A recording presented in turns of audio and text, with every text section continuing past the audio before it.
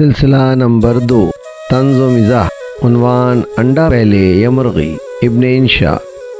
انڈا پہلے یا مرغی صدیوں سے سب سے زیادہ پوچھا جانے والا سوال آج بھی بہت متعلق ہے کہ پہلے مرغی تھی یا انڈا، یعنی مرغی کا انڈا جس سے مرغی ہی پیدا ہوتی ہے وہ تو صرف مرغی ہی دے سکتی ہے، لیکن دوسری طرف کسی مرغی کی اپنی پیدائش انڈے کے بغیر ممکن نہیں۔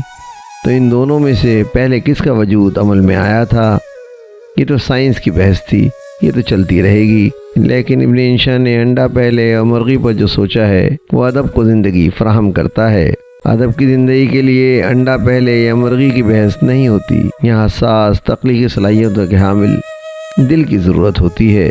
آپ انشا جی انڈا پہلے یا مرغی پر سوچتے ہیں اور کچھ یوں قلم چلاتے ہیں کہ دنیا میں یہ بحث تو ہمیشہ سے چلی آ رہی ہے کہ انڈا پہلے یا مرغی۔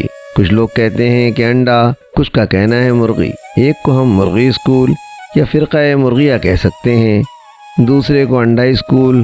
ہمیں انڈا اسکول سے منسلک سمجھنا چاہیے۔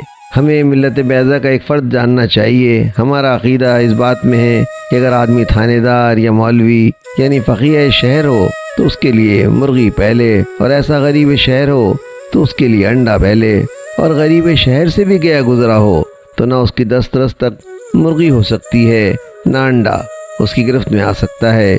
اسے اپنی ذات اور اس کی بقا کو ان چیزوں سے پہلے جاننا چاہیے۔ ایک زمانے میں ہمارا دھیان کبھی مرغی کی طرف بھی جایا کرتا تھا، لیکن جب سے بکری کے دام گائے کی قیمت کے برابر ہوئے ہیں، مرغی بکری کے دام پانے لگی ہے اور انڈا مرغی کے بھاؤ دستیاب ہونے لگا ہے۔ ہمارے لیے انڈا ہی مرغی ہے۔ ہم وحدت الوجود کی منزل میں آ گئے ہیں۔ انڈا یوں بھی بڑی خوبیوں کی چیز ہے۔ اس میں سفیدی ہوتی ہے، اس میں زردی ہوتی ہے، اس میں چونا ہوتا ہے، اس میں پروٹین ہوتی ہے، اسے دانہ نہیں ڈالنا پڑتا، یہ بیٹ نہیں کرتا، بلیاں اس کی جان کی خواہ نہیں ہوتی، کے لیے ڈربا نہیں بنوانا پڑتا، اس کے خول پر رنگ کر کے اسے گھر میں سجا سکتے ہیں۔ ہاں کبھی کبھی یہ گندا ضرور نکل جاتا ہے، سو اسے آسانی سے اٹھا کر گلی میں پھینکا جا سکتا ہے۔ علامہ اقبال بھی جب نئی تہذیب کے کسی گندے انڈے کو دیکھتے تھے یہی کہا کرتے تھے۔ افسوس کہ پرانی تہذیب کے گندے انڈوں کے متعلق انہوں نے اپنے کلام میں کوئی واضح ہدایت نہیں چھوڑی، اس لیے ان کے عقیدت مند ان کو سنبھال کر رکھے جا رہے ہیں۔